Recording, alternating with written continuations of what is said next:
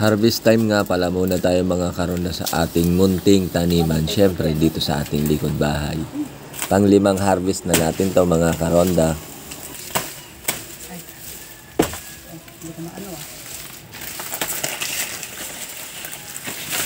Yan, tabas-tabasin mo muna yan dyan, oh.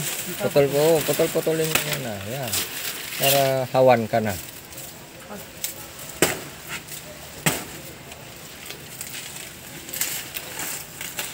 Putulin mo, gulgulon mo. Lagariin mo ng itak. Baka presa kasi sakit na liyo ito. Ha?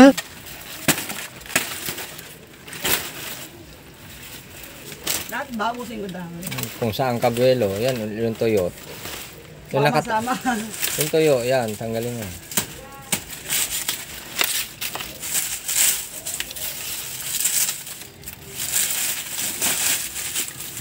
Ano to, pakilang natin harvest?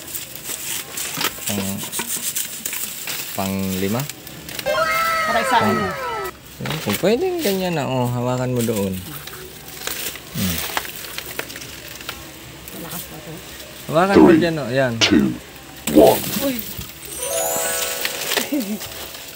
Grabe man. Ay, hinog na. Hindi yan hinog na. Ay, hindi, ano na siya. Malapit na hinog. Hindi, sa ano yan?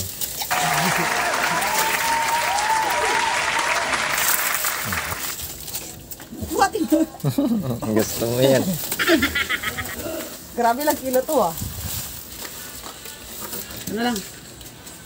Uy, durog. Ay, sorry. Naman. Dahan lang. Ito malapit na ngayon. Ah! Mancha. At kahit nga pa isa-isa lang ang bunga ng ating mga saging mga karonda, ay hindi lang naman tayo ang nakakakain nito at nakakakipakinabang dahil syempre pag nahinog na ang ating bunga ng saging ay namimigay tayo sa ating mga kapamilya, syempre kapitbahay. Kaya sana pagtuloy-tuloy palagi ang pamumunga ng ating saging.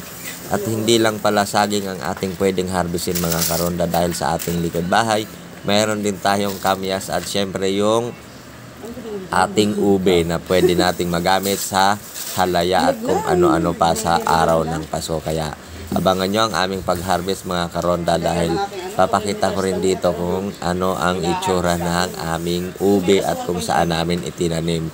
Kaya here we go mga karonda, saging, kamyas at ube.